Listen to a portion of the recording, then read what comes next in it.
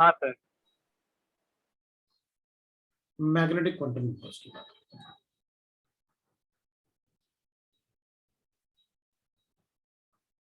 सो अगर हम magnetic quantum number को पढ़ेंगे ना, तो will write like this, that is its value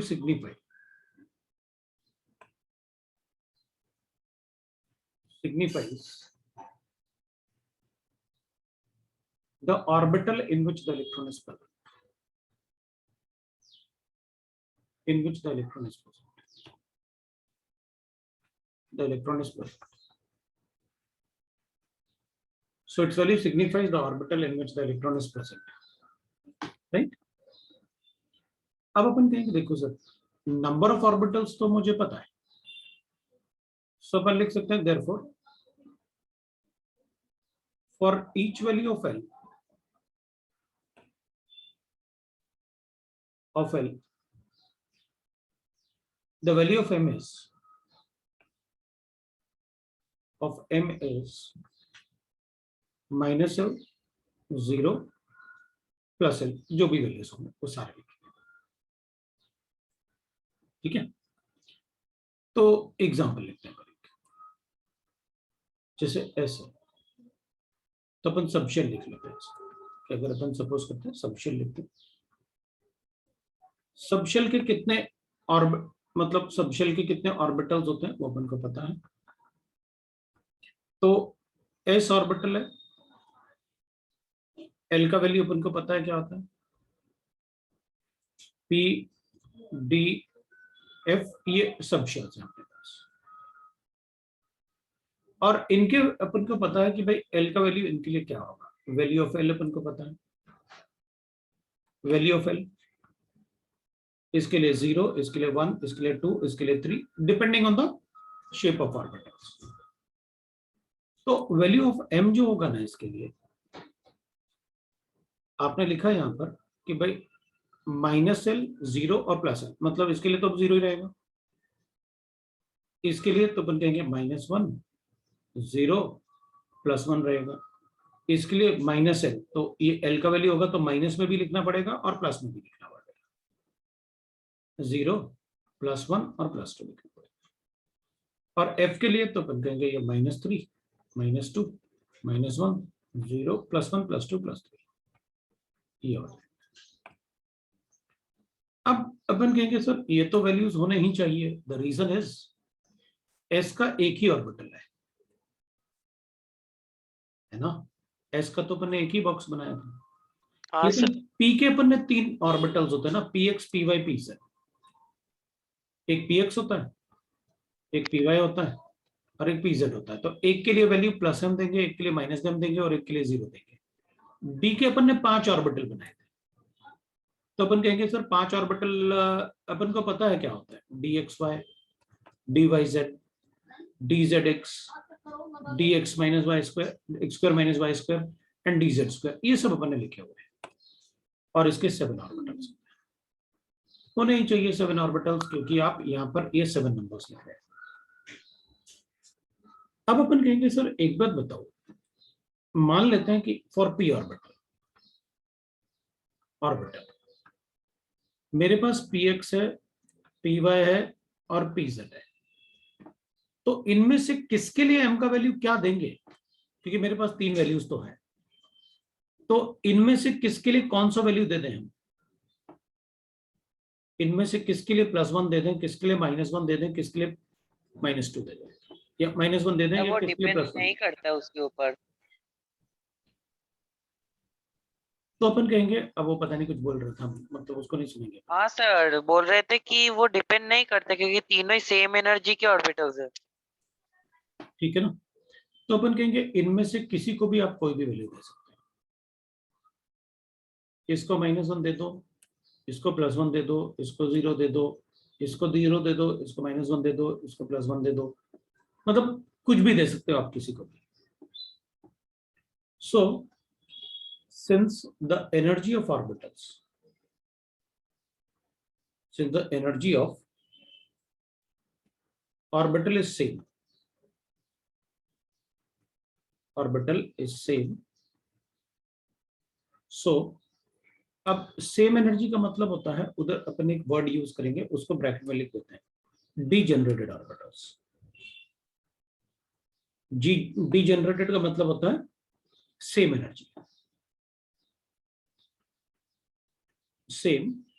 so we cannot predict exact value of it, exact value of it, value of it, that is magnetic contact number, क्योंकि उनकी value same होती है। अगर इनकी एनर्जी डिफरेंट होती, मतलब they are non degenerated orbitals, तो मैं बोल सकता था कि उनकी एनर्जी अलग अलग है, तो फिर किसके लिए कौन सी वैल्यू देंगे। तो फिर सब ये वैल्यूज कैलकुलेट कैसे हो? अगर मान लो सभी की एनर्जी सेम है और अपन बता नहीं सकते हैं कि किसकी कौन सी वैल्यू होगी, तो इनको कैलकुलेट कैसे किया फिर? तो ये वैल्यूज अगर अपन को बताना है कि कौन से ऑर्बिटल के लिए कौन सी वैल्यू होगी, तो फिर उस केस में अपन को एटम को प्लेस करना होता है मैग्नेटिक या फिर इलेक्ट्रिक फील्ड में। तो अगर अपन मैग्नेटिक फील्ड में रखेंगे तो उसको कहते हैं अपन जीमन इफेक्ट, इलेक्ट्रिक फील्ड में रखोगे तो that is called Stark effect. तो अपन कहेंगे value of m can only be predicted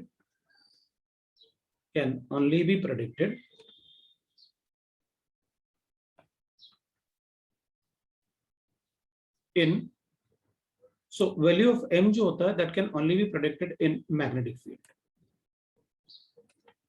magnetic field जिसको अपन जीमन इफेक्ट बोलेंगे,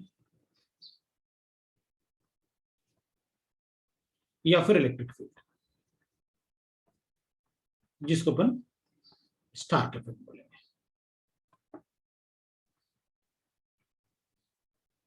वो स्टार्क इफेक्ट।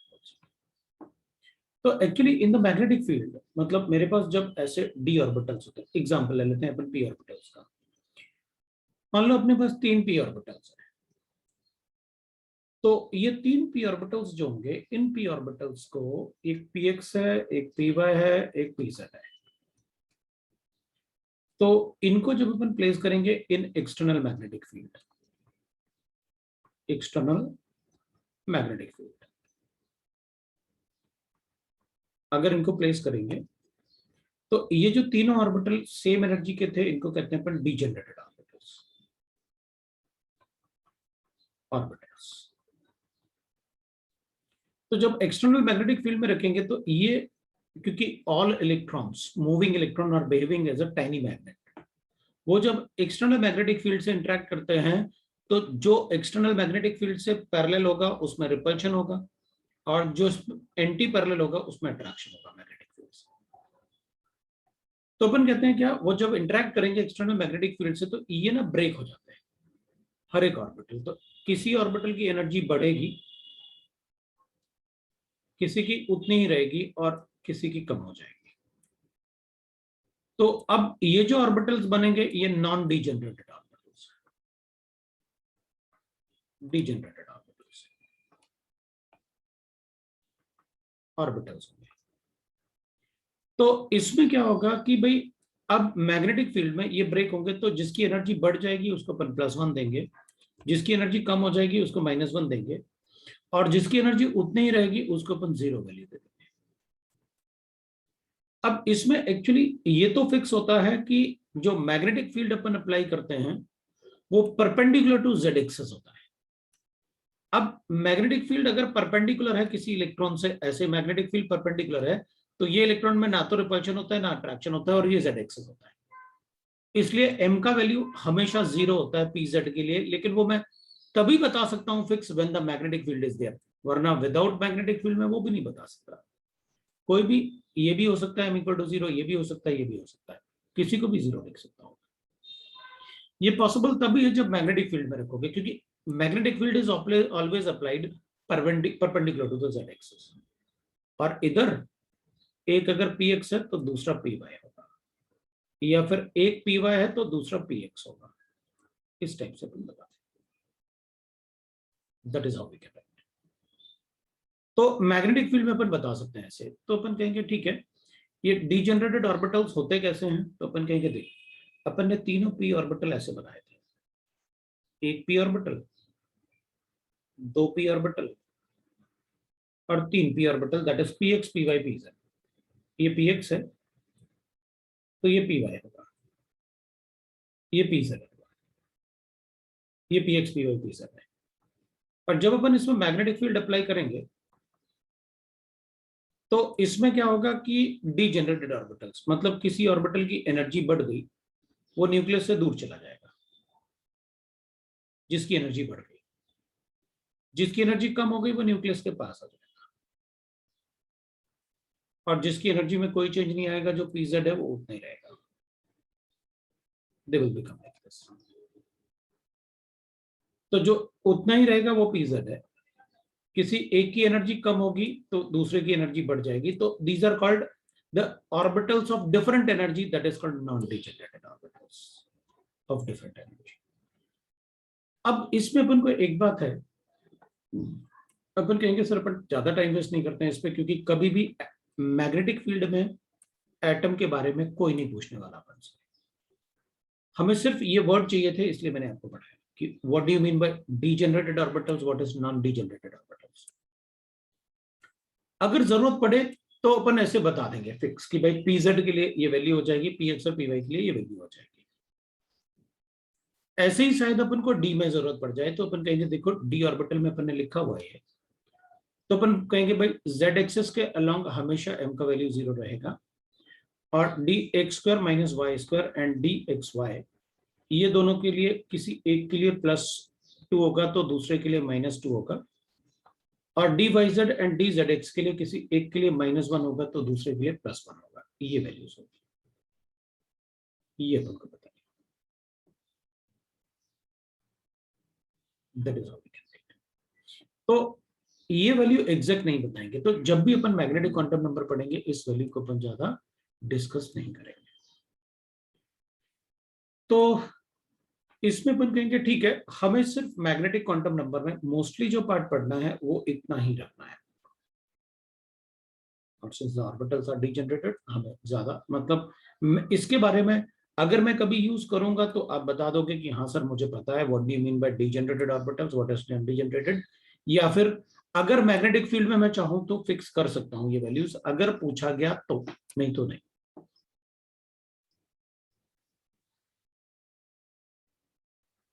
फिर अपन कहेंगे देखो, अपन एक और बात बोल सकते हैं, that is next we can write is magnetic quantum number. इसमें मैग्नेटिक क्वांटम नंबर था, तो मैग्नेटिक क्वांटम नंबर्स में इसी वैल्यू की जरूरत पड़ती है और कुछ भी ऐसे जरूरत नहीं पड़ेगा। बाकी क्वेश्चंस मैं आपको बताऊंगा कैसे पूछेंगे। तो फिर अपन स्पिन क्वांटम नंबर के बारे में, स्पिन क्वांटम नंबर, और बाकी मैं चाहता था कि भाई थोड़ा सा एक और पार्ट, ठीक है अपन थोड़ा सा और ऐसे लिख लेते हैं, वी नो दैट, थोड़ा सा वर्ड में अपन कुछ ऐसे लिख लेते हैं, we know that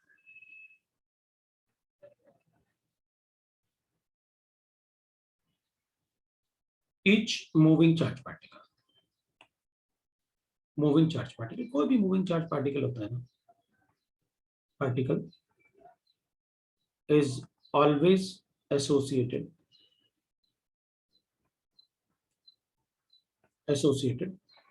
with the small magnetic field, magnetic field. कोई भी चार्ज पार्टिकल होगा ना, जैसे इलेक्ट्रॉन, तो भाई इलेक्ट्रॉन भी तो ऑर्बिट में मूव ही करता है, तो अगर इलेक्ट्रॉन मूव कर रहा है ऑर्बिट में, तो जैसे इलेक्ट्रॉन अपने एक्सिस पे भी रोटेट करता है और मूव भी करता है, दोनों इलेक्ट्रॉन आपस में, क्योंकि दोनों नेगेटिवली चार्ज हैं इसलिए दोनों अपार्ट रहेंगे, कभी वो एक दूसरे के पास नहीं आ सकते, तो दोनों negatively charge.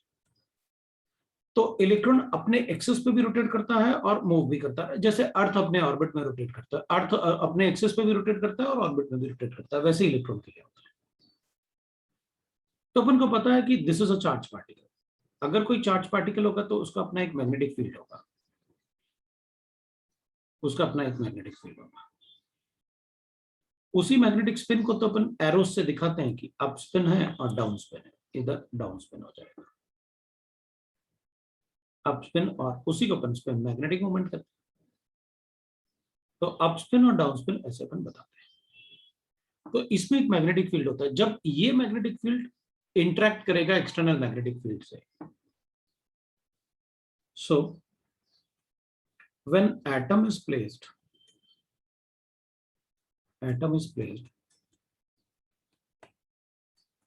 in an external magnetic field,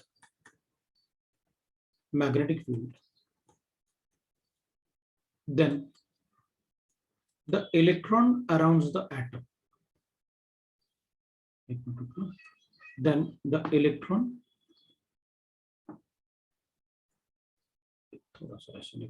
then the electron, then the electrons around the nucleus,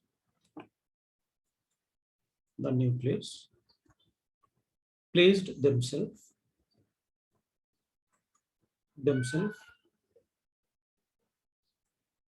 in a region, in a particular region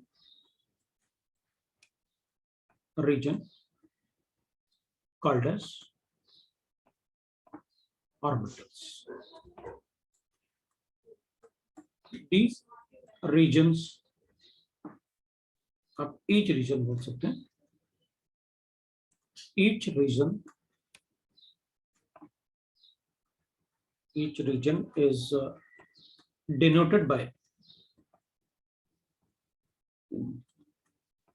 a wave function, orbital wave function. So that is denoted by a wave function called as orbital wave function. So region is, अपन उसको लिख ही लेते हैं वैसे, क्योंकि वो sentence अपन को जरूरत पड़ेगी, by a wave function, that is psi. वो wave function मतलब ऐसे होता है ना, तो psi की बात कर रहे हैं अपन, जो इक्विलिब्रियम में होता है ना, ऐसे उसकी बात कर रहे हैं, wave function called as orbital wave function.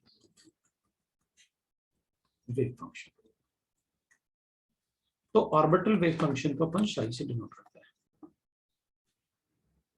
तो अपन कहेंगे ठीक है भाई, ओ ठीक है, चलो हटा दिया, कोई बात नहीं। तो अपन क्या करेंगे, ईच ऑर्बिटल वेव फंक्शन, मतलब अब क्या होगा कि जैसे अपन न्यूक्लियस बनाते हैं और ऐसे अराउंड अपन इलेक्ट्रॉन बना देते हैं, ऐसे इलेक्ट्रॉन ऐसे बना देते हैं ना, तो हर एक इलेक्ट्रॉन के लिए एक अलग ऑर्बिटल वेव फंक्शन होता है, उस रीजन के लिए अलग ऑर्बिटल वेव फंक्शन का वैल्यू होता है, और जो वेव फंक्शन का वैल्यू होता है, that is orbital wave function is a product of two wave function. Wave function जो होता है, it is a product of two wave function. Orbital wave function जो होता है, इलेक्ट्रॉन रहता है एक ऑर्बिटल में, एक ऑर्बिटल में दो ही इलेक्ट्रॉन होते हैं, है ना, एक ऑर्बिटल में दो ही इलेक्ट्रॉन होते हैं। हाँ sir. So orbital wave function is a product of two wave function, that is called radial wave function. Wave function इसको अपन R से डिनोट करेंगे, multiply by that will be another, that is angular wave function. Wave function उसको अपन A से denote कर देते हैं, angular है। अभी ऑर्बिटल वेव फंक्शन जो होता है, अगर मुझे किसी का ऑर्बिटल वेव फंक्शन कैलकुलेट करना है, तो इसका वैल्यू जो होता है वो श्रोडिंगर इक्वेशन से आता है। मतलब मुझे शेल पता होगा, एल पता होगा, सबशेल पता होगा, और ऑर्बिटल पता होगा। तो इसके जो वैल्यूज हैं वो डिपेंड करेंगे principal quantum number, azimuthal quantum number और मैग्नेटिक क्वांटम नंबर पे। रेडियल वेव फंक्शन जो होगा वो डिस्टेंस फ्रॉम द न्यूक्लियस होगा, और डिस्टेंस जो होता है वो डिपेंड करता है एन और एल पे। क्यों? क्योंकि कोई भी अगर न्यूक्लियस आप बनाओगे तो उसके अराउंड 1s 2s, अभी 2p बनाओगे तो आपको पता है कि ये 2p इसके बाहर ही होगा, 2s एंड 2p। फिर 3s, 3p का एनर्जी ज्यादा ही होता है, तो 3p उसके बाहर ही होगा, तो ये 3s होगा, ये 3p होगा। फिर अपन लिखेंगे 3d, वो उसके बाहर है। फिर 4s की बात करेंगे तो इसका मतलब है अगर n का वैल्यू अपन को पता है तो l का वैल्यू भी पता होना चाहिए अगर मुझे डिस्टेंस फ्रॉम द न्यूक्लियस लेना है। क्यों? क्योंकि अगर 2s में होगा तो ये डिस्टेंस है और अगर 2p में होगा तो ये डिस्टेंस है, तो डिस्टेंस अलग अलग होंगे ही होंगे। थोड़ा सा चेंज होता है बट चेंज तो होगा। तो अपन कहेंगे वो डिपेंड करेगा रेडियल वेव फंक्शन, और angular wave function depend on value of l and m. So l मतलब किस सबशेल में है और किस एक्सिस पे है वो एम बताएगा, लेकिन एम का वैल्यू अपन एग्जैक्ट तभी बता सकते हैं जब अपन को गिवन होगा कि atom is placed in the magnetic field. तो ये अपन ने मैग्नेटिक फील्ड में ही तो पढ़े, तो ये orbital wave function is equal to radial wave function multiply by angular wave function. So radial wave function signifies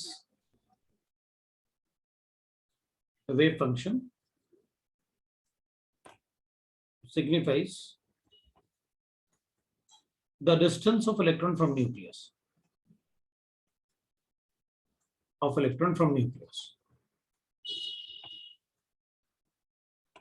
and angular wave function that will signify the axis on which the electron is present. So angular wave function signifies the axis on which the electron is present. तो अगर L का value 0 आया तो M का value भी 0 होगा, then in that case we are not able to predict, फिर वो s ऑर्बिटल रहा होगा, इलेक्ट्रॉन is present। ये अपन से मतलब डायरेक्टली जो मैंने लिखा ना, इससे ही क्वेश्चन पूछ सकते हैं और ये इक्वेशन पूछ सकते हैं तुमसे कि बताओ ऑर्बिटल वेव फंक्शन किसका प्रोडक्ट होता है, या ऑर्बिटल वेव फंक्शन में रेडियल वेव फंक्शन कौन से क्वांटम नंबर पर डिपेंड करता है, एंगुलर वेव फंक्शन कौन से क्वांटम नंबर पर डिपेंड करेगा, या ऑर्बिटल वेव फंक्शन कौन से क्वांटम नंबर पर डिपेंड करता है। तो ऑर्बिटल वेव फंक्शन जो है वो कैलकुलेट करते हैं श्रोडिंगर इक्वेशन से, और श्रोडिंगर इक्वेशन से अपन को शेल का नंबर, सब शेल का नंबर और एक्सिस सभी पता चल जाते हैं। तो इसमें मे बी पॉसिबल अपन से पूछ लें, इसलिए मैंने आपको वो थोड़ा सा बता दिया कि अपन इसमें कि भाई अगर किसी भी एटम को मैग्नेटिक फील्ड में रखेंगे तो इलेक्ट्रॉन उस एक्सटर्नल मैग्नेटिक फील्ड के साथ थोड़ा सा इंटरेक्ट करके पर्टिकुलर रीजन में अपने आप को प्लेस कर लेगा, और उन रीजन को अपन ऑर्बिटल बोल सकते हैं, और हर एक इलेक्ट्रॉन के लिए एक पर्टिकुलर ऑर्बिटल होगा जिसको अपन बोलेंगे ऑर्बिटल वेव फंक्शन। ठीक है, अब अपन बात करेंगे स्पिन क्वांटम नंबर की।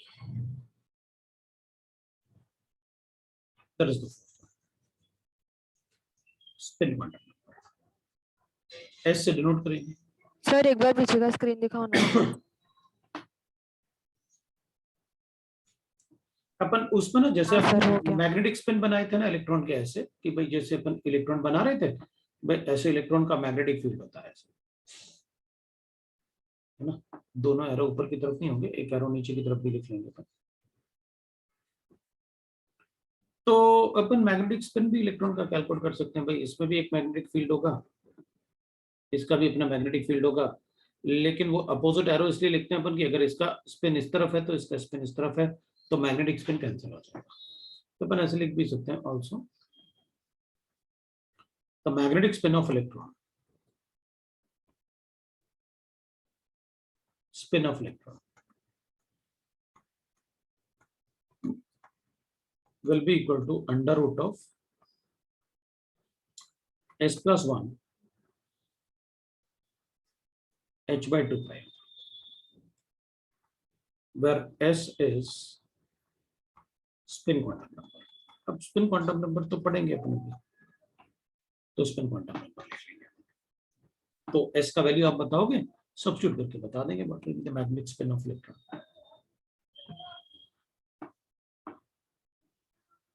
मैग्नेटिक स्पिन ऑफ इलेक्ट्रॉन क्या होता है वो अपन बता सकते हैं। h by 2 pi आपको पता है क्या होता है, ये भी Planck's quantum theory, Planck's quantum वो प्लैंक कांस्टेंट है, और ये 2 और पाई अपन को पता है। स्पिन क्वांटम नंबर होता है, अब देखो this is not derived from Schrodinger equation, but it is used to predict the electron की भाई कौन सा इलेक्ट्रॉन है इन दोनों में से। तो ये एक मैग्नेटिक स्पिन है, ये एक मैग्नेटिक स्पिन है। सो अपन लिखते हैं its value signify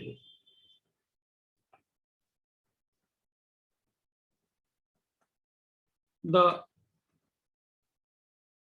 upspin or and downspin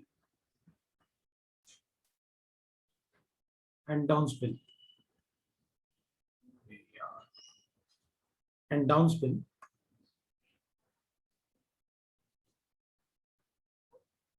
of electron with respect to their magnetic moments. To their magnetic moments.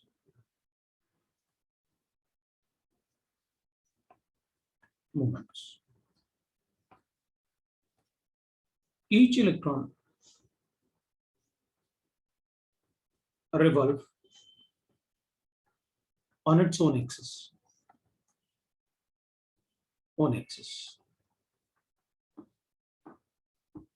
Clockwise or anti-clockwise? In clockwise or anti-clockwise direction? Clockwise or anti-clockwise direction?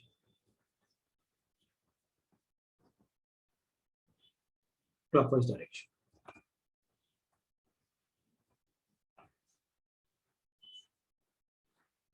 Right? So if electron rotates on its axis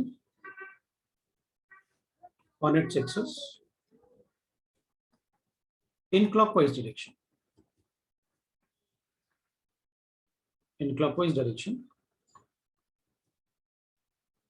then it is upspin, and S will be equal to, अब अपन एक S को उसको number दे देंगे on its axis in anti-clockwise direction,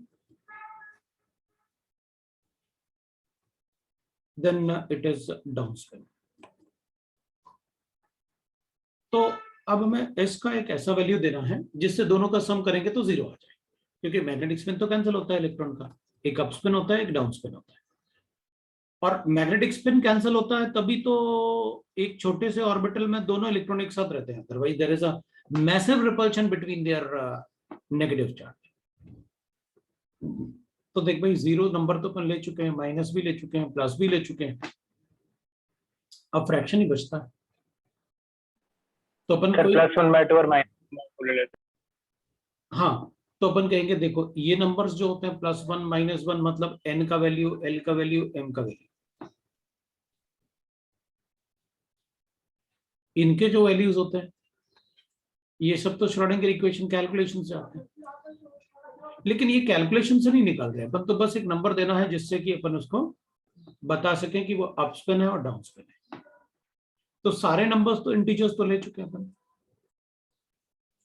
तो फिर अपन ने fraction ले लिया -1/2 और +1/2, मतलब इनका अपन ने कोई फॉर्मूले से कैलकुलेशन नहीं किया है, बस वैसे ही हमें कोई नंबर देने थे भाई, ये सिग्निफाई करने के लिए कि एक प्लस है तो दूसरा माइनस होगा, और सेम नंबर होना चाहिए प्लस माइनस में, सो दैट कि अगर उनको ऐड करें तो 0 आ जाए। तो अगर कोई कहेगा कि ये कोई कैलकुलेशन है तो कहीं कैलकुलेशन से नहीं निकाला, इसलिए इनका कोई क्लासिकल मीनिंग नहीं होता भाई। जो नंबर को अपन निकालें, जैसे मान लो px py pz था, अब अपन ने कहा pz का वैल्यू, m का वैल्यू pz के लिए 0 हो सकता है, हाँ तो ये कैलकुलेशन से देखा था आपने मैग्नेटिक फील्ड में रख के, तो इसका क्लासिकल मीनिंग है, इसका कोई मीनिंग नहीं है, ये तो हमने सिर्फ इसलिए दिया कि बाकी नंबर खत्म हो गए मेरे पास, तो फ्रैक्शन दे दिया। So that is upspin and downspin of electrons, जो एक ही ऑर्बिटल में 2 इलेक्ट्रॉन होंगे, अगर इनके मैग्नेटिक मोमेंट कैंसिल हो गए तो एक छोटे से जगह में हम 2 इलेक्ट्रॉन को एक साथ रख सकते हैं, लेकिन चार्ज अभी भी उनका कैंसिल नहीं हुआ, चार्ज कैंसिल नहीं होता, मैग्नेटिक मोमेंट कैंसिल होता है। So that is how we can write that spin quantum. ठीक है, अब मैं पहले आपको ये बताता हूं कि अब क्वांटम नंबर्स अपन ने पढ़े 4, n शेल का नंबर बताएगा, l सब शेल बताएगा, m ऑर्बिटल बताता ऑन एक्सिस और s स्पिन बता रहा है of electron on its own axis. तो उसका कोई क्लासिकल मीनिंग तो है नहीं भाई। Spin off electron on its own axis उसमें क्या है, नीचे की तरफ भी स्पिन हो सकता है, ऊपर की तरफ भी स्पिन हो सकता है। तो अपन कहेंगे spin off electron on its own axis, ये होता है। तो ठीक है, अपन कहेंगे मान लेते हैं, अपन को अब क्वेश्चन कैसे देंगे वो देखते हैं। एग्जांपल लिखते हैं, calculate the value of all four quantum numbers for the last electron of chlorine atom। ठीक है, तो क्लोरीन एटम के लिए मुझे क्या करना पड़ेगा, Cl17 उसका एटॉमिक नंबर होता है, 1s2 ये लिखना अपन को आता है,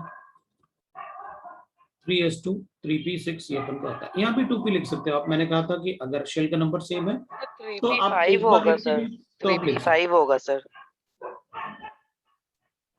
है ना, तो अपन ऐसे लिख सकते सर 3p5 होगा। हैं, तो कर देंगे ना, टेंशन मत ले। ये आ गया।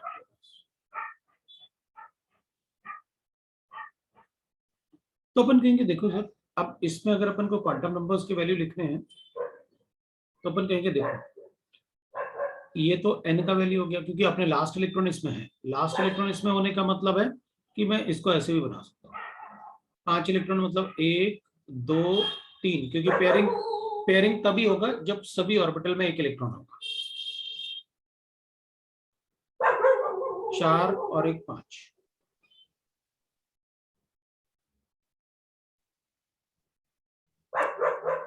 एक मिनट,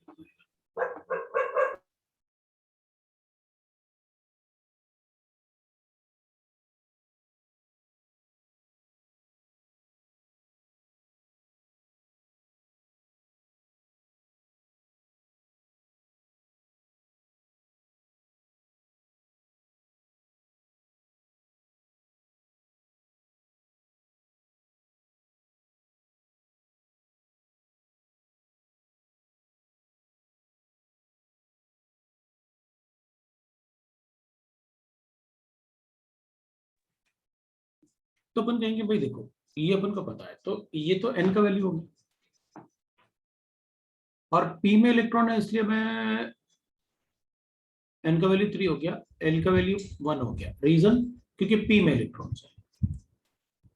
ये शेल था, किस सब शेल में इलेक्ट्रॉन था, p में, तो l का वैल्यू 1।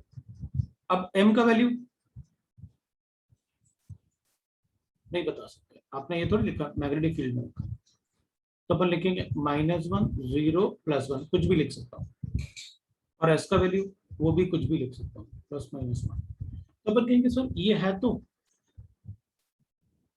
ये वाला -1/2 लिखो ना नीचे की तरफ है, तो अपन कहेंगे अपन ने पढ़ा था ना, ऐसे भी तो लिख सकते हैं। फिर पेयरिंग शुरू करें, तो क्या +1/2 लिखो, तो फिर दोनों लिख देते हैं +1/2। ठीक,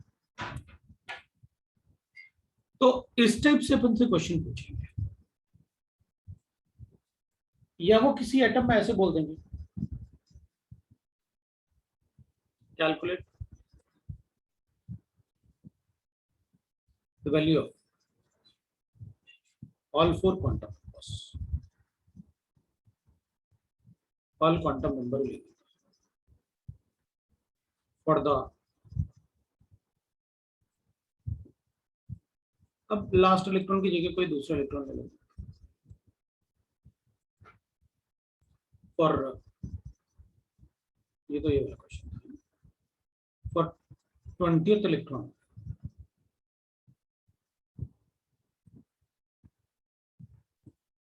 Fe, that is iron। तो अपन कहेंगे आयरन का एटॉमिक नंबर 26, तो हम खुद ही लिख लेंगे Fe 26 होता है 1s2 2s2 p6 3s2 D6 4s2 3d6। चलो 20th इलेक्ट्रॉन ढूंढते हैं। 2 + 2 4 + 6 10 + 2 12 + 6 18 और इसमें है 20th इलेक्ट्रॉन। तब तो बता देंगे n का वैल्यू 4, l का वैल्यू 0, m का वैल्यू 0 और s का वैल्यू ±1।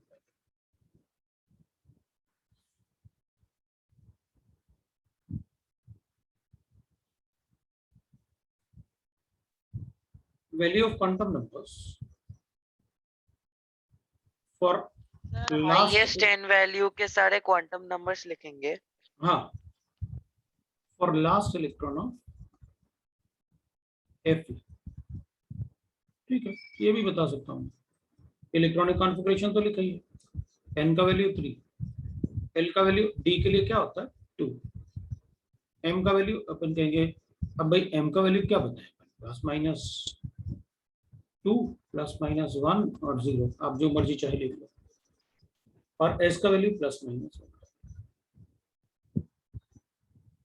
ऐसे बता।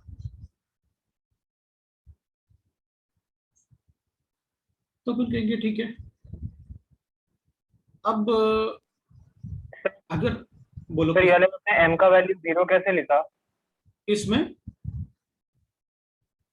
सर सेकंड वाले एग्जांपल में m का वैल्यू 0 क्यों लिखा? अगर l का वैल्यू है तो m का वैल्यू तो +-l होता है ना।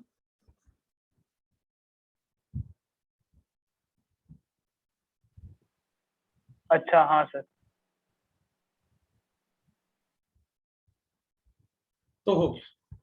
अब देख एक बात देख, कभी भी l का वैल्यू m के वैल्यू के बराबर नहीं होता, उससे छोटा ही होता है। m का वैल्यू l के बराबर हो सकता है,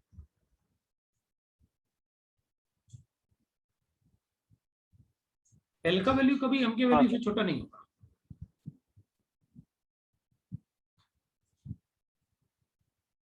तो फिर अपन से ऐसे क्वेश्चन पूछते हैं, मतलब पेटेंट क्वेश्चन है, चाहे मेंस में आ जाए या एडवांस में आ जाए। Which of the following set of quantum numbers, following set of quantum number is not possible? तो मैंने नॉट पॉसिबल पूछा है, तो मैं ऑप्शन बना लेता हूँ कुछ। n का वैल्यू 3 है, l का वैल्यू 2 है, m का वैल्यू 0 है, s का वैल्यू +-1/2 चलेगा।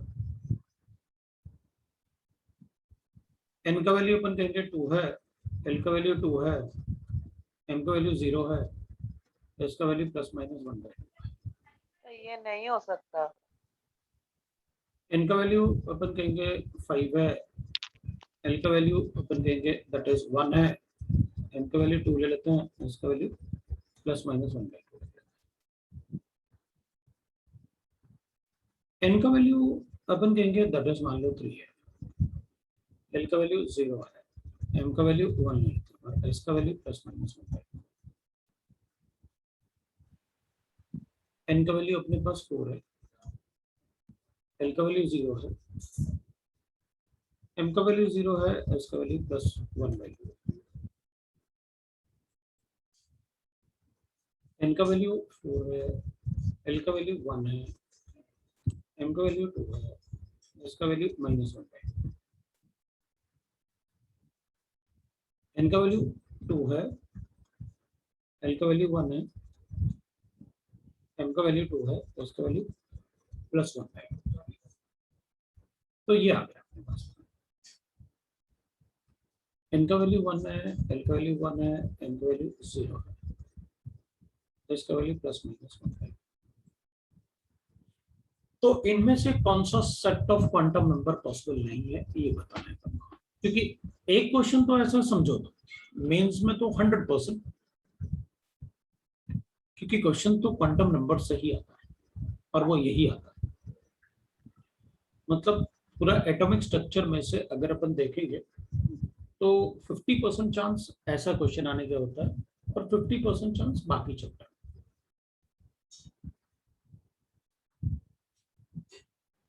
सर ए बी और डी तो नहीं होगा ना?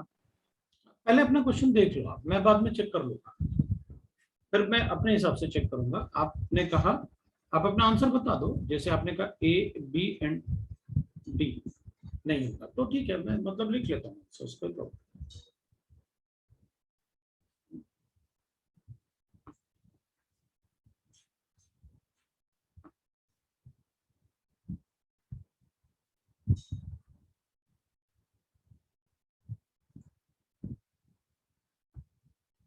अपने पास एक और आंसर आया, the answer is B and H.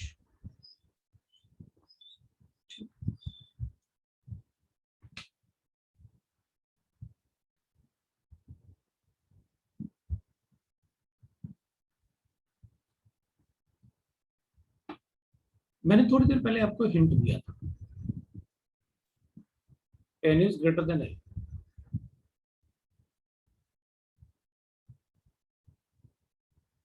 L is equal to or greater than n।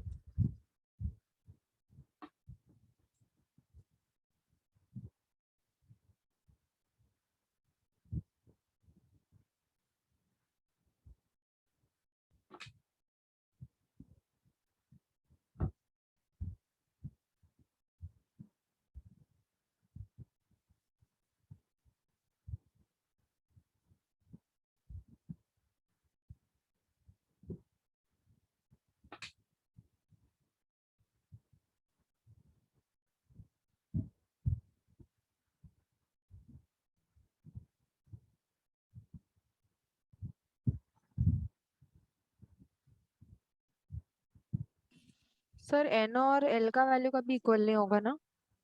n और l का वैल्यू इक्वल नहीं हो सकता। हाँ सर।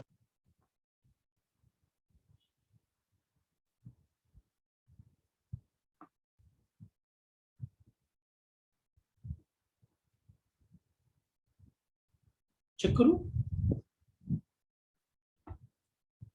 हाँ सर।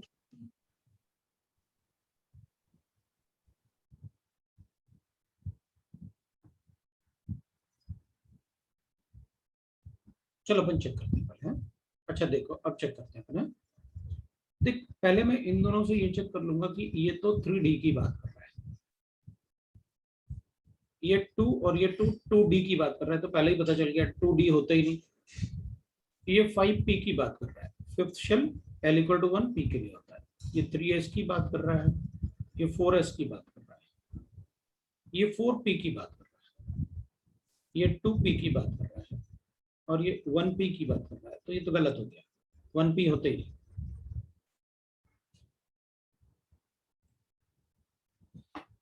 अब अपन इन दोनों की बात करते हैं।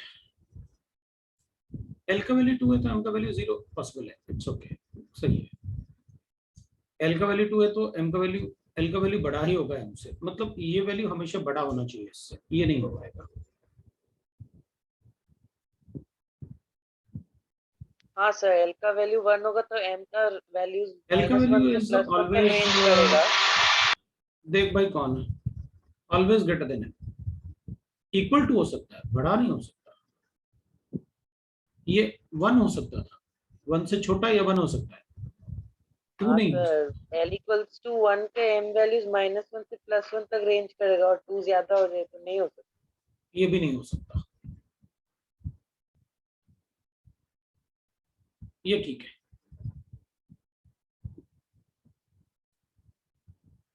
इसमें अपन कहेंगे L का वैल्यू 1 है, M का वैल्यू 2 कैसे हो सकता है, ये भी नहीं हो नहीं हो सकता। सकता। भाई P में M का वैल्यू 2 कैसे आ सकता है, क्योंकि P के लिए तो M का वैल्यू -1, 0 और +1 होगा, 4P है ना, इसमें भी वही रीजन है, ये भी नहीं हो सकता। अब बताओ, इसका वैल्यू कुछ भी लिख सकते हैं, कोई प्रॉब्लम नहीं। +1/2 ±1/2 है तब भी करेक्ट है, -1/2 लिखोगे तब भी करेक्ट है, +1/2 लिखोगे तब भी करेक्ट है, जब तक कि आप ऐसे नहीं दोगे।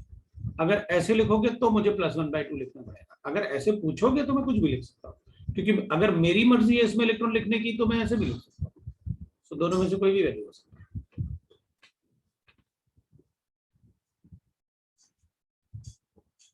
मेरे ख्याल से किसी को डाउट है तो बताओ, किसी भी पार्ट में, क्योंकि ऐसा ही क्वेश्चन अपन को एग्जाम में मिलेगा, आपको ये पार्ट ध्यान रखना, ये आपको गड़बड़ नहीं करना।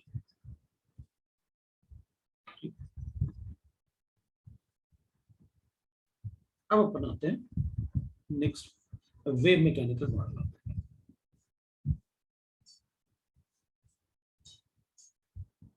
Mechanical model of atom,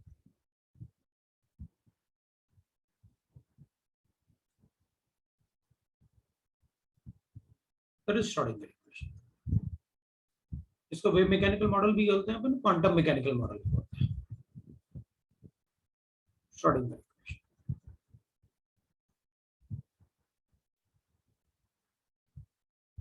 Schrodinger model of atom.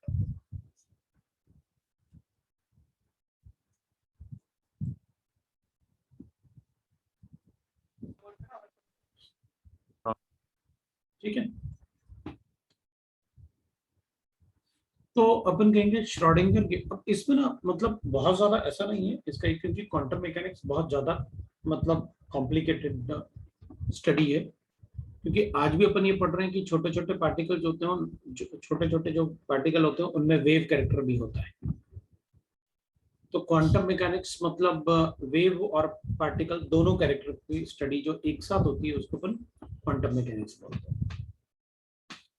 तो अपन तो जितना हमारे सिलेबस में, जिससे हमारे सारे क्वेश्चन सॉल्व हो जाएं, एक भी क्वेश्चन ना छूटे, बस अपन को तो उतना ही करना है, वही पढ़ना है। तो अपन टू द पॉइंट आते हैं।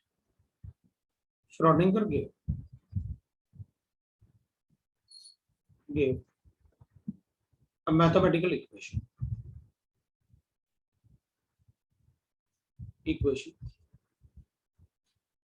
to explain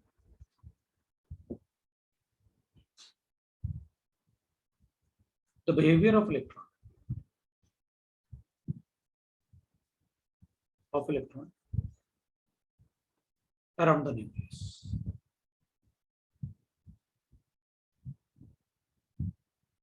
The nucleus called as Schrodinger equation.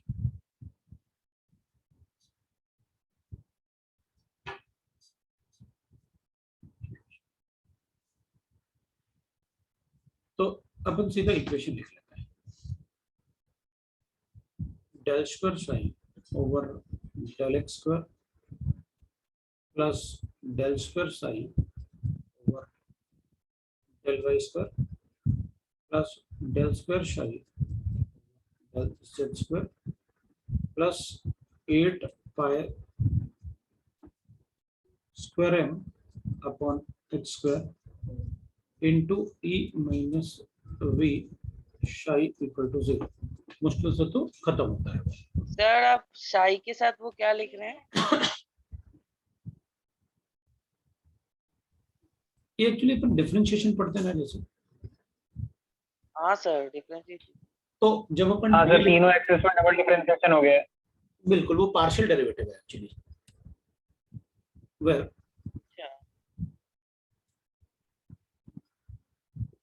वो डेल स्क्वायर जो है that is a partial derivative,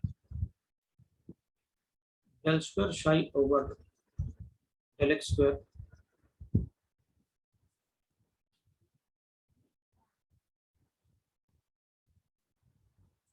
is, sir यहाँ पे ये डबल डिफरेंशिएशन हो गया। हाँ, पार्शियल डिफरेंशिएशन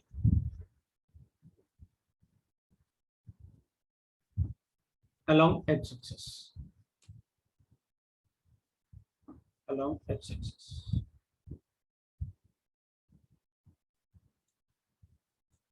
तो बाकी y एक्सिस और z एक्सिस, क्योंकि सर आपने वो आर लिखा या कुछ और है वो? आर कहीं लिखा मैंने, इसमें आर तो यूज ही नहीं किया यार मैंने तो। सर उस इक्वेशन कहां पर आर लिखा मैंने? आर तो कहीं भी नहीं लिखा मैंने। अच्छा, अराउंड लिखा है यार, बोलो, यही पूछ रहे थे ना? हाँ सर, ये नहीं सर, इसके नीचे का। ये वाला, ये आर नहीं है, हाँ ये डी है, डी डी डेल स्क्वायर। तो sir, okay sir.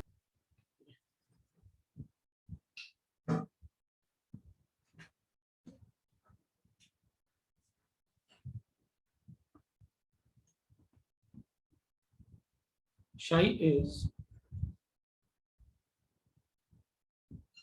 the amplitude of wave function of wave. एक मिनट रुकना बेटा।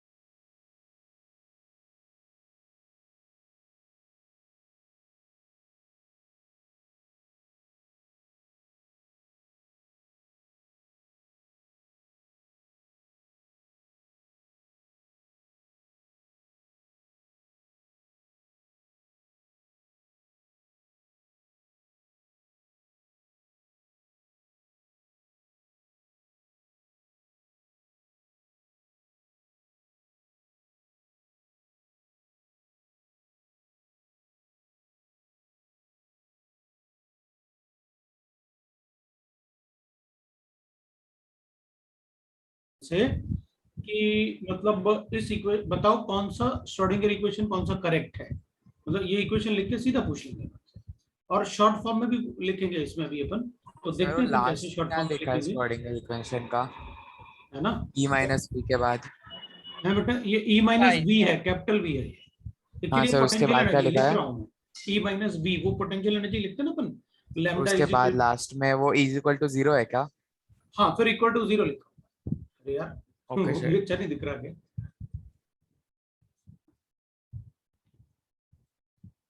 ठीक है, एम्पलीट्यूड ऑफ वेव फंक्शन, ठीक है, और इसमें एक्स वाई जेड तो एक्सेस होंगे, अब उसको बताने की जरूरत नहीं, और ये सेकंड डिफरेंशिएशन लिख दिया मैंने, एम तो मास ऑफ इलेक्ट्रॉन, और एच नहीं भी लिखूंगा तो भी चलेगा, इतना लिखोगे तब भी चलेगा, क्योंकि वो अपन इतने बार यूज कर चुके हैं ना कि उसको बताने की जरूरत नहीं है। E is the total energy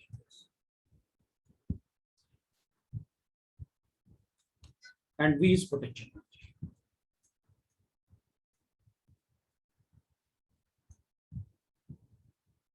ये अपने पास वेव फंक्शन। अब अपन लिखेंगे इसमें, दैट इज, इस इक्वेशन को अपन ऐसे भी लिख सकते हैं, this equation can also be represented as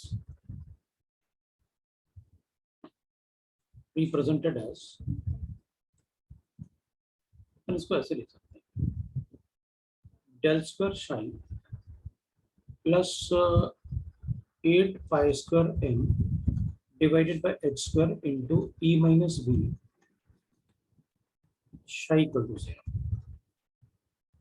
ऐसे सर आपने यहाँ पे ट्रायंगल बनाया है क्या?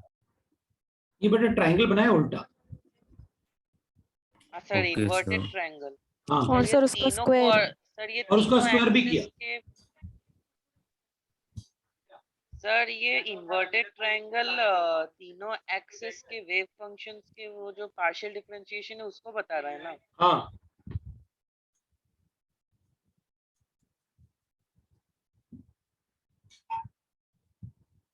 और जो डेल स्क्वायर लिखा हो उसको अपन कहते हैं ऑपरेशन, नहीं ऑपरेटर बोलते हैं। अरे यार, इसको कहते हैं अपन लैप्लेशियन ऑपरेटर। ध्यान रखना ये इक्वेशन बहुत जरूरी है, अपन को डायरेक्ट पूछेंगे ऐसे। और डेल स्क्वायर क्या रिप्रेजेंट कर रहा है, तो यहां से शाई को कॉमन ले लिया अपन, सारे डिफरेंशिएशन को अपन ने ये डेल में लिख दिया।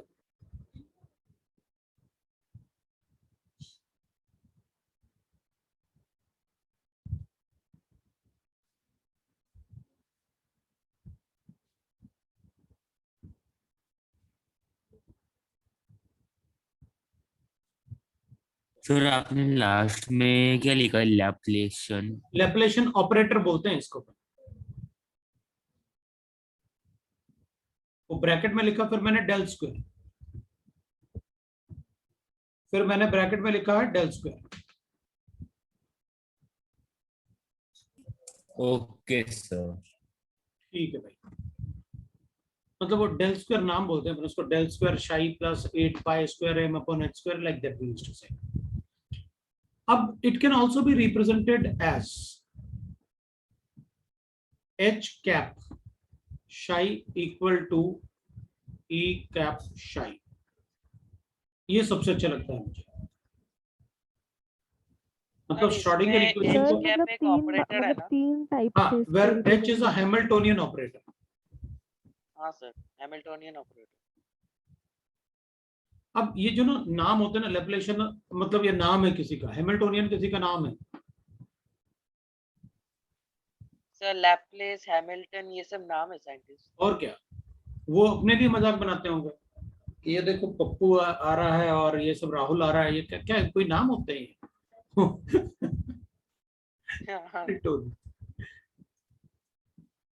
Hamiltonian operator. अच्छा बेटा देखो, सीधी बात है, मैंने आपसे कहा था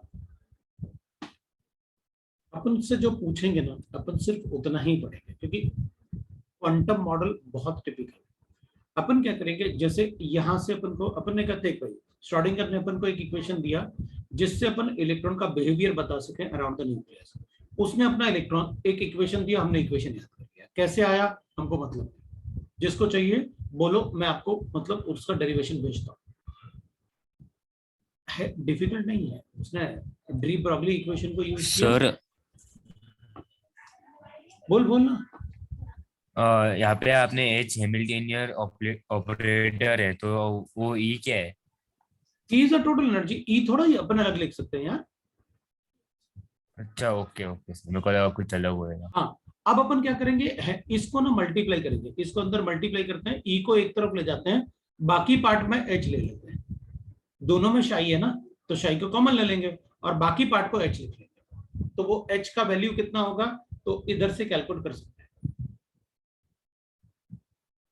बोलो तो कैलकुलेट कर दो। एग्जाम में वो उसका वैल्यू पूछे?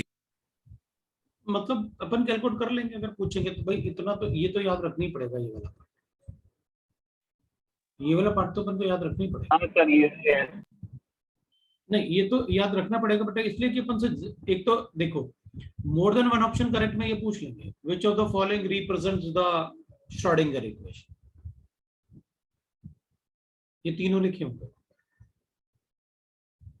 वन ऑप्शन में ऑल ऑफ दिस टाइप का क्वेश्चन बना देंगे।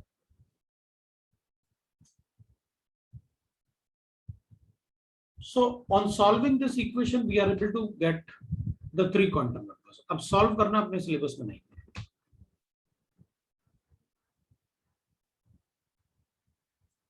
ठीक है ना? So will write that. अब चेंज करूं ये? हाँ सर. हाँ सर. एक minute sir. On solving this equation,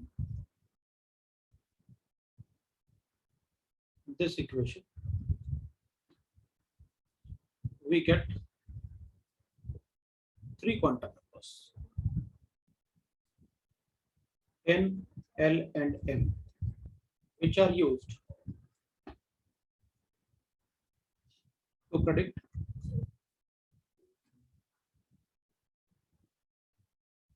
the position of electron around the nucleus.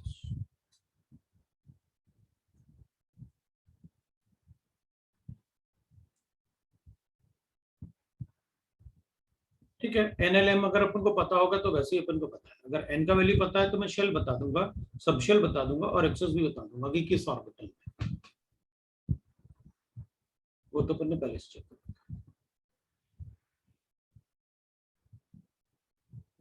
अब तुम लोगों को कार्टेशियन कोऑर्डिनेट पता है ना क्या होते हैं? X y z axis. हाँ सर. और हाँ, पोलर सर. कोऑर्डिनेट्स. हाँ सर. हाँ सर. हाँ सर, वो भी पता है सर. अच्छा तो फिर ठीक है, मैं थोड़ा सा लिखूंगा उसके बारे में. Schrodinger explain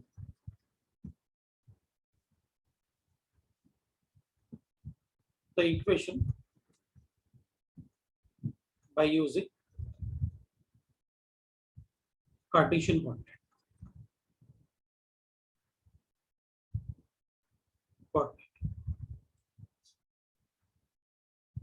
But we know that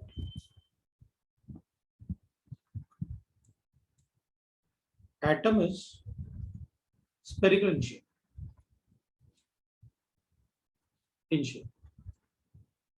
So it is better to use Polar coordinates. polar coordinates.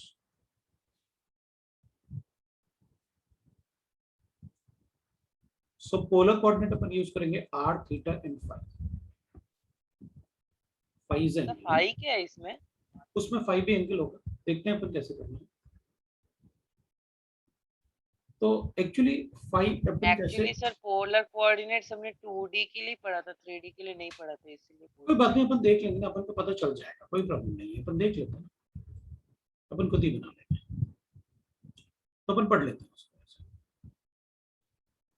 कि phi वो होगा क्या.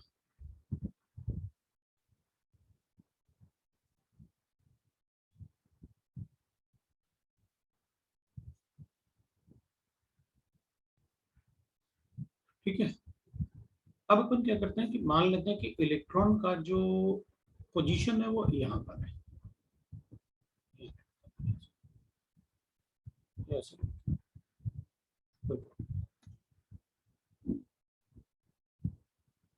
तो अगर इलेक्ट्रॉन का पोजीशन मान लेते हैं यहाँ पर, ये इलेक्ट्रॉन का पोजीशन है,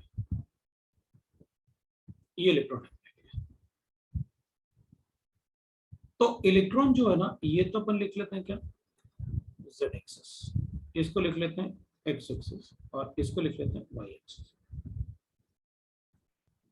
मतलब ये एक फुटबॉल जैसे था,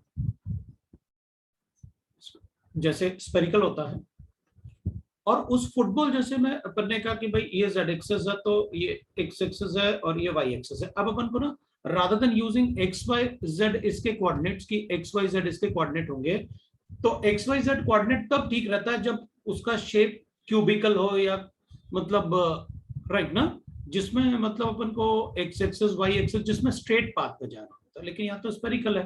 अब स्फेरिकल है तो हाँ, अपन बॉन्ड्स है ना, तो अपन को पोलर कोऑर्डिनेट यूज करना चाहिए. तो अपन क्या करेंगे, अपन कहेंगे देखो सर इसमें ना एक थीटा यूज कर लेते हैं. ये तो थीटा हो गया कि जब जो z एक्सिस आपने लिया है ना, उससे इसका एंगल थीटा ले लेते हैं कि भाई, और ये डिस्टेंस ले लेते हैं अपन भाई, r is the distance of electron from the nucleus. ये न्यूक्लियस,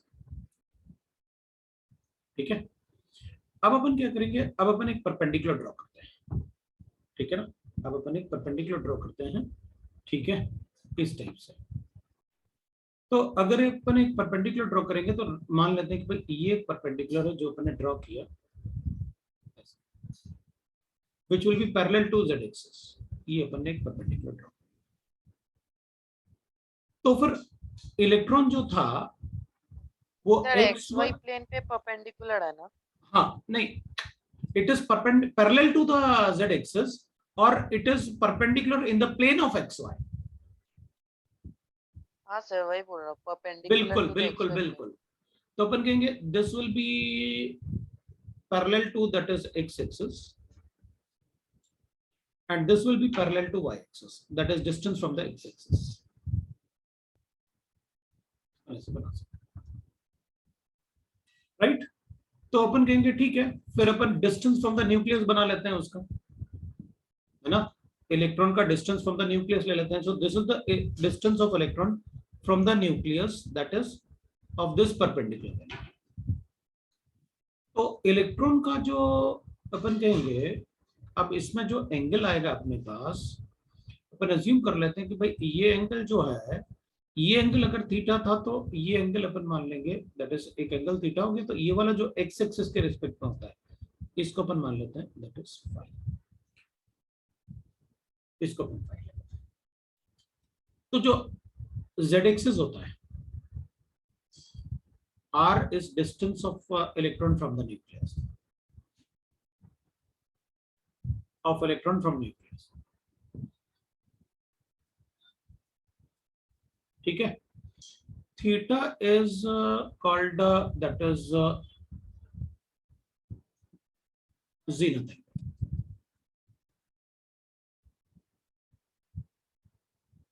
ज़ीनथ एंगल। तो ज़ीनथ एंगल होता है कि भाई देख, जैसे अपन फुटबॉल में ऊपर से देखेंगे ना, तो फुटबॉल के सेंटर तक और कोई इलेक्ट्रॉन अगर अपन ले लें, कोई एक ऐसे इलेक्ट्रॉन का कोई पार्ट ले लें, इलेक्ट्रॉन ले लें कि अपन वो वहां पर मतलब अपन को दिख रहा होगा, ऐसे अपन ने इलेक्ट्रॉन को फुटबॉल के एक किसी ऊपर से एक सेंटर तक का एक्सेस ड्रॉ करो और जिस पॉइंट पे वो इलेक्ट्रॉन होगा उसका जो एक्सेस होगा उसको अपन कहते हैं ज़ीनथ। जैसे ग्लोब में देख लो, आप ग्लोब को ऊपर से देखोगे ना, तो बिल्कुल आपका जो टॉप से लेके सेंटर तक, टॉप में जो आपको दिखेगा ना एक्सेस, वो आपको जेड एक्सेस दिखेगा उस ग्लोब में। तो टॉप से जो एंगल बनता है इस इलेक्ट्रॉन का, ये वाला एंगल, इसको अपन कहते हैं ज़ीनथ एंगल, और इसको अपन कहते हैं angular, that is angular part, और दैट इज कॉल्ड एंगुलर और एजीमुथल।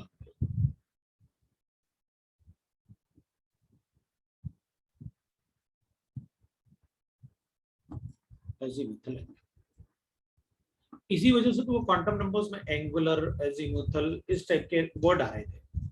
तो अपन क्या करेंगे, अपन कहेंगे देखो सर, मेरा जेड कंपोनेंट तो ये हो गया उस इलेक्ट्रॉन के लिए, मेरा वाई कंपोनेंट तो ये वाला पार्ट हो गया, यहां से लिख सकता हूं, और मेरा एक्स कंपोनेंट ये हो गया,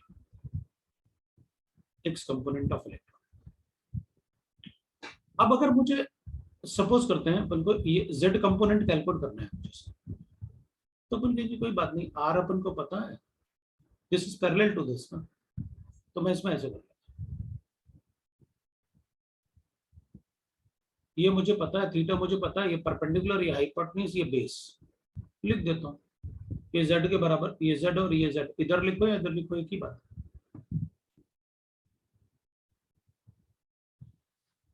लिख दूंगा, ये मुझे पता है, तो z अपॉन आर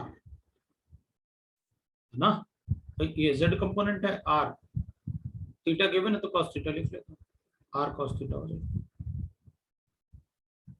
ये z कंपोनेंट। समझ में आया ना मैंने क्या किया, ट्रिग्नोमेट्री यूज करके, cos थीटा ना, z बाय r आ रहा था मेरे पास, दिस अपॉन दिस। सर यहाँ पे Z अब वो वाला कोई डाउट है? नहीं सर, ठीक है। और x कंपोनेंट, अब x और y अपन से जनरली नहीं पूछेंगे क्योंकि ये थोड़े से टिपिकल हो जाएंगे, क्योंकि इसमें ये कंपोनेंट भी आएगा और ये कंपोनेंट भी आएगा, तो वो अपन से शायद ना पूछें, लेकिन z कंपोनेंट अपन से जरूर पूछेंगे, तो अपन को याद भी होना चाहिए।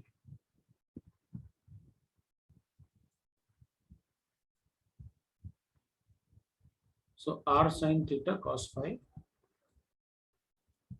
r sin theta sin phi, ये आ जाएगा।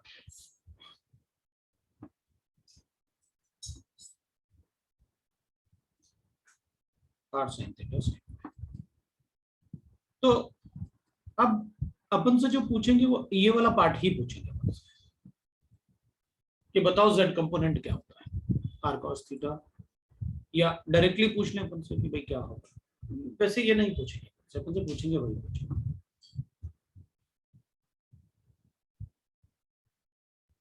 अब यहीं रुक जाते हैं, इससे आगे अपन नेक्स्ट टाइम कंटिन्यू करेंगे। इससे आगे क्या मतलब अपन को, इससे आगे वही बात पढ़नी है जो काम की बात होगी। इसके अलावा ये इतना काम की बात नहीं है अपने पास, सिर्फ इसकी वजह से मैंने आपको पढ़ाया z is equal to r cos theta. ये पूछ सकते हैं z component of atom in polar coordinates, इसलिए मैंने पढ़ाया। बाकी यहाँ पर अपन को बस ये ध्यान रखना है, इक्वेशन 1, इक्वेशन 2, इक्वेशन 3, बाकी कोई पार्ट नहीं पूछने वाले अपन से। इसके बाद वाला पार्ट जो आएगा वेव मैकेनिकल मॉडल में, वो पार्ट अपन को मतलब 50% क्वांटम नंबर जो अपन ने क्वेश्चन किया, इससे 50% पार्ट है ये अपने लिए इस चैप्टर का, और 25% पार्ट जो अपन इसके बाद लिखेंगे। बाकी जो बोर थ्योरी वगैरह इतना पढ़ा ना अपन ने, इतना टाइम लगाएगा, बाद में तुम लोग मुझे गाली देने वाले तो सर इतना टाइम वेस्ट क्यों किया आपने वहां पर, फालतू में बोर थ्योरी पढ़ाया, ये पढ़ाया, क्वेश्चन वोश्चन तो आते नहीं है। लेकिन नहीं पढ़ा था तो शीट में तो था, तुम लोग वैसे भी कहते कि सर नहीं पढ़ाया आपने। चलो ठीक है।